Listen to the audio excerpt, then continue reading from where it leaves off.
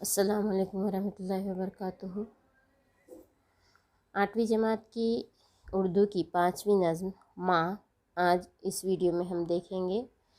ماں یہ نظم اختر اورینوی کی لکھی ہوئی ہے۔ دنیا کے تمام رشتوں میں سب سے محترم رشتہ ماں کا ہوتا ہے۔ اللہ کے رسول صلی اللہ علیہ وسلم نے فرمایا کہ ماں کی خدمت تلے جنت ہے، یعنی جو انسان ماں کی خدمت کرے وہ جنت کا حقدار ہے۔ ماں کو بھی اپنی اولاد سے بے انتہا محبت ہوتی ہے۔ وہ ہر لمحہ اپنی اولاد کا خیال رکھتی ہے، اپنے آرام و سکون کا مطلق خیال نہیں رکھتی، بلکہ اپنی اولاد کی بہتر تعلیم و تربیت کے لیے ہمیشہ کوشاں رہتی ہے۔ اسی لیے کہا جاتا ہے کہ ماں کی گود بچے کا پہلا مدرسہ ہوتا ہے۔ ذیل کی نظم میں شاعر نے ماں کی محبت کے مختلف پہلوؤں کو اجاگر کیا ہے۔ ماں، ہر کوئی اس بات سے واقف ہے کہ ماں اپنے بچوں کے لیے کتنی تکلیف برداشت کرتی ہے، اور انسان کی کامیابی کے پیچھے ماں کا ہاتھ ہوتا ہے، اور ماں کے قدموں تلے جنت ہوتی ہے۔ ماں دنیا میں بچوں کو لانے کے بعد بچوں کی تمام ذمہ داریاں اٹھاتی ہے، ان کو پڑھاتی لکھاتی ہے، ان کے لیے محنت کرتی ہے۔ اگر باپ گھر کے باہر مصروفیات میں مصروف ہے تو گھر کا اور باہر کا دونوں کا کام ماں دیکھتی ہے۔ وہ اپنے بچے سے بے انتہا محبت کرتی ہے۔ وہ اپنے بچے کو تکلیف میں اور دکھ میں نہیں دیکھتی۔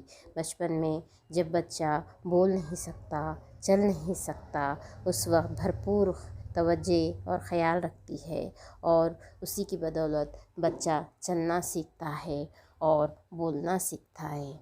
تو ایسا کٹھن وقت، ایسا مشکل وقت جب بچہ چل پھر نہیں سکتا، بول نہیں سکتا، یعنی وہ چھوٹا ہوتا ہے، تو ماں ہی ایک ایسی ہستی ہوتی ہے جو اس کو پروان چڑھاتی ہے، اس کو بڑا کرتی ہے، اور ہر وقت ہر لمحہ اس کی بہتر تعلیم و تربیت کے لیے جد و جہد میں مصروف رہتی ہے۔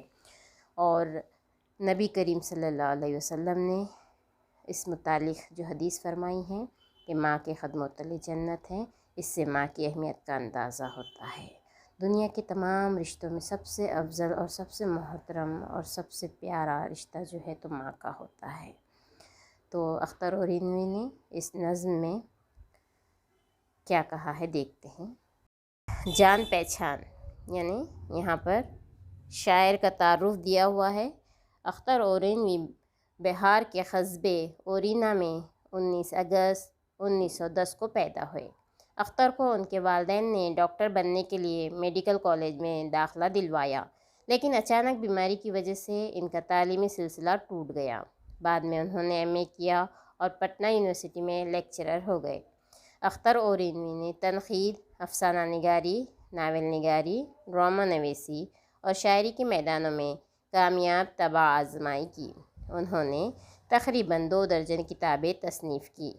انجمن آرزو، منظر و پس منظر، انجمن آرزو شاعری کی کتاب ہے، منظر و پس منظر افسانے ہیں ان کے، حسرت تعمیر ناول ہے، قدر و نظر تنقیدی کتاب ہے، وغیرہ ان کی تصنیفات ہیں۔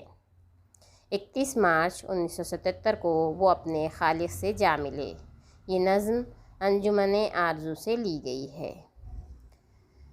جان پہچان میں شاعر کا تعارف یہاں دیا ہوا ہے کہ وہ اورینا میں 19 اگست 1910 کو پیدا ہوئے، اور تعلیمی سلسلہ کسی وجہ سے، بیماری کی وجہ سے جو ٹوٹ گیا تھا، تو اس کے بعد انہوں نے ایم اے کیا، لیکچرر ہو گئے۔ افسانہ نگاری، ناول نگاری، ڈرامہ نویسی اور شاعری کے میدانوں میں کامیاب طبع آزمائی کی، یعنی کوشش کی، اور 2 درجن سے زائد کتابیں لکھی انہوں نے۔ شاعری کی جو کتاب ہے ان کی انجمن آرزو ہے، منظر و پس منظر ان کے افسانوں کی کتاب ہے، حسرت تعمیر یہ ان کی ناول کی کتاب ہے، اور قدر و نظر تنقیدی کتاب ہے۔ 31 مارچ 1977 کو ان کا انتقال ہو گیا، اور یہ جو نظم ہے ماں، یہ انجمن آرزو اس کتاب سے لی گئی ہے۔ اے کہ تیری گود میں پلتی ہے جان ناتواں، اس کا غم کھانا ہے تیرے واسطے آرام جاں۔ شاعر پہلے شعر میں کہہ رہا ہے کہ جب بچہ ناتواں ہوتا ہے، کمزور ہوتا ہے، اس وقت وہ ماں کی گود میں ہی پلتا ہے۔ جانے ناتواں یعنی کمزور جان، اس کا غم کھانا یعنی اس کے لیے دکھ اٹھانا، یہ ایک ماں کے لیے آرام دہ ہوتا ہے۔ اس کے لیے یہ تکلیف کا باعث نہیں ہوتا کہ وہ اپنے بچے کا غم اٹھائیں یعنی اس کا دکھ اٹھائیں اور اس کے لیے تمام کوششیں کریں اور اس کے لیے اپنے آرام کو ختم کریں، بلکہ وہ بچے کے غم اٹھانے کو اپنا آرام سمجھتی ہے۔ کس قدر بچے کی خاطر سختیاں سہتی ہے تو، سختیوں کے جھیلنے پر بھی مگن رہتی ہے تو۔ ایک ماں اپنے بچے کو پیدا کرنے کے ساتھ ساتھ جو تکالیف برداشت کرتی ہے اور اس کو تناور درخت بناتی ہے، اس دوران وہ بے شمار سختیوں کو جھیلتی ہے، پریشانیوں کو برداشت کرتی ہے، ہر حال میں بچے کی دیکھ بھال میں مگن رہتی ہے، اپنی جان بچے پر چھڑکتی ہے، خود تکلیف اٹھاتی ہے مگر بچے کو تکلیف کا احساس نہیں ہونے دیتی اور اس میں بھی وہ مگن رہتی ہے اور بچے کی خوشی میں خوش رہتی ہے، تو یہ ماں ہی ہوتی ہے۔ جان چھڑکتی ہے تو اپنے لال پر صبح و مساء، آنچ تو آنے نہیں دیتی کبھی اس پر ذرا۔ صبح شام ماں اپنے بچے پر جان چھڑکتی ہے اور اس پر کسی بھی وقت اور کسی بھی لمحہ پریشانی کی آنچ نہیں آنے دیتی اور اس کے لیے اپنی جان چھڑکتی ہے۔ اپنے لال پر، لال قیمتی جوہر جو ہوتا ہے تو ماں کے لیے اپنا بچہ ہی قیمتی جوہر ہوتا ہے، تو صبح شام اس پر اپنی جان چھڑکتی ہے اور بالکل بھی اس کو تکلیف ہونے نہیں دیتی۔ تو ہے آب زندگی کا چشمہ اس کے واسطے، تیرا سایہ ہے ہما کا سایہ اس کے واسطے۔ ایک بچے کے لیے، اس کی زندگی کے لیے، زندہ رہنے کے لیے جن جن چیزوں کی ضرورت ہوتی ہے، بچپن سے لے کر اس کے بالغ ہونے تک، یہ ماں اس کی ضرورتیں پوری کرتی ہے۔ اسی لیے شاعر نے ماں کو زندگی کا چشمہ کہا ہے، یعنی آب زندگی، زندگی کا پانی اور پھر اس کا چشمہ، تو آب زندگی کا چشمہ یعنی زندگی کے پانی کا چشمہ یہ ماں ہے جو اپنے بچے کی تمام ضرورتیں پوری کرتی ہے۔ یہ زیر اضافت ہے آب اور آب زندگی، زندگی کا پانی کا چشمہ، تو یہاں پر مضاف چشمہ ہو گیا اور آب بھی چشمہ ہو گیا اور زندگی یہ مضاف ہے۔ ماں کی وجہ سے بچے کو زندگی ملتی ہے۔ ماں کو ہما کا سایہ قرار دیا گیا ہے، یعنی یہاں پر استعارہ استعمال ہوا ہے۔ ہما ایک خیالی پرندہ ہوتا ہے، اس کے بارے میں یوں کہا جاتا ہے کہ وہ جس کے بھی سر پر سے گزرتا ہے وہ بادشاہ ہو جاتا ہے، تو اسی طرح سے ماں جس کی بھی حیات ہوتی ہے اور ماں کے سائے میں جو بھی پلتا ہے وہ بھی اسی طرح سے آرام دہ زندگی گزارتا ہے، پریشانیوں سے دور رہتا ہے، دور ہو جاتا ہے تجھ سے جب تیرا نور نظر، ہجر میں بچے کے جلتے ہیں تیرے قلب و جگر۔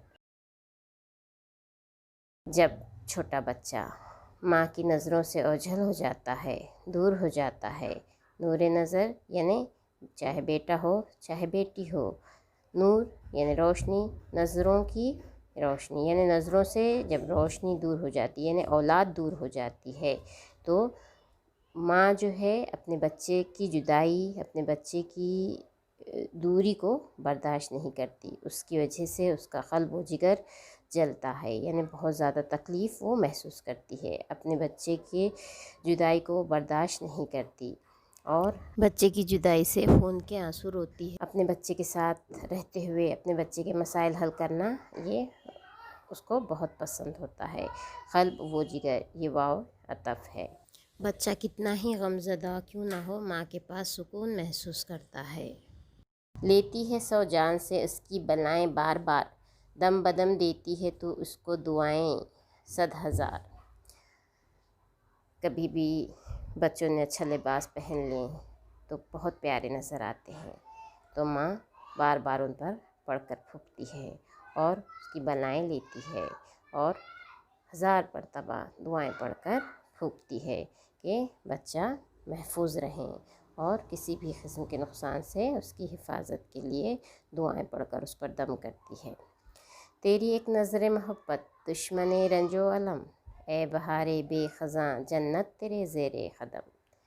تیری ایک نظر محبت، ماں کی ایک محبت کی نظر، دشمن رنج و علم یعنی رنج و علم کی دشمن ہے، یہ بھی زیر اضافت، یہاں پر بھی زیر اضافت۔ ماں کی ایک محبت بھری نظر رنج و علم کی دشمن ہوتی ہے۔ ماں کے سائے میں بچہ بہت آسودگی محسوس کرتا ہے اور خوش رہتا ہے، اور ہم جب بہت زیادہ پریشان ہیں اپنی تکالیف کا اظہار ماں سے کرتے ہیں، اور وہ محبت کی نظر سے ہم کو دیکھتی ہے، سمجھاتی ہے، اور ہم اپنے دل کا بوجھ ہلکا کرتے ہیں، تو ہمارا رنج و غم دور ہو جاتا ہے۔ اور یہ اے بہار بے خزاں، ماں کو ایسی بہار کہا گیا ہے جس کو خزاں نہیں ہے۔ کسی بھی عمر میں، چاہے ہم بڑھاپے میں پہنچ جائیں، پھر بھی ہم اپنی ماں سے اپنی تکلیف بیان کرتے ہیں تو وہ ہمیں حل پیش کرتی ہے، ہمارے دکھ کو ختم کرنے کی کوشش کرتی ہے۔ جنت تیرے زیر قدم، زیر قدم، قدم کے نیچے، یہ سابقہ بھی ہے اور یہاں زیر اضافت بھی ہے۔ تو ماں کے قدموں تلے جنت ہے، اور وہ ایسی بہار ہے جس کو کبھی خزاں نہیں ہے، جب تک وہ زندہ ہے اس کو خزاں نہیں ہے۔ پرورش پاتی ہے تیری گود میں انسانیت، تیری ہی آغوش میں ملتی ہے اس کو تربیت۔ ماں کی گود جو ہے تو بچے کا پہلا مدرسہ ہوتا ہے، ماں کی گود بچے کا پہلا مدرسہ ہوتا ہے، اور بچے کو انسانیت کا جو پہلا سبق ملتا ہے وہ ماں کی گود سے ہی ملتا ہے۔ ماں کی تربیت انسان کو بلندیوں تک لے جاتی ہے، اور ماں کی گود سے بچے کو جو تربیت ملتی ہے وہ تربیت تا حیات اس کی رہتی ہے، اسی سے وہ نکھرتا ہے، اسی سے وہ پہچانا جاتا ہے۔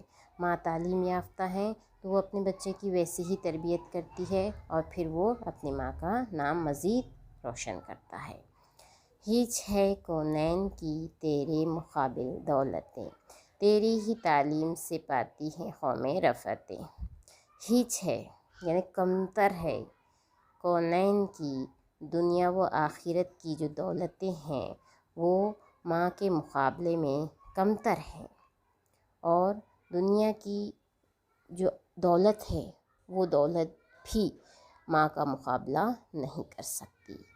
ماں کی تعلیم سے، ماں کی تربیت سے قومیں عروج پاتی ہے، بلندی پاتی ہے۔ قوموں کی ترقی میں ماؤں کا جو کردار ہوتا ہے بہت زیادہ اہمیت رکھتا ہے۔ قومیں جب پنپتی ہے، عروج پر پہنچتی ہے، اس میں تعلیم یافتہ مائیں بہت اہم کردار ادا کرتی ہے، اور ایک تعلیم یافتہ ماں اپنے بچوں کو جو تربیت دیتی ہے اس تربیت سے بچہ عروج پر پہنچ جاتا ہے۔ خلق کر سکتی ہے بچے میں تو قلب شیر نر، تو اگر چاہیں بدل دے قسمت نوح بشر۔ ایک ماں اپنے بچے میں شیر کی طرح بہادری پیدا کر سکتی ہے۔ قلب شیر نر یہاں پر بھی زیر اضافت ہے، شیر جیسا دل، یعنی یہاں مراد لیا گیا ہے بہادری۔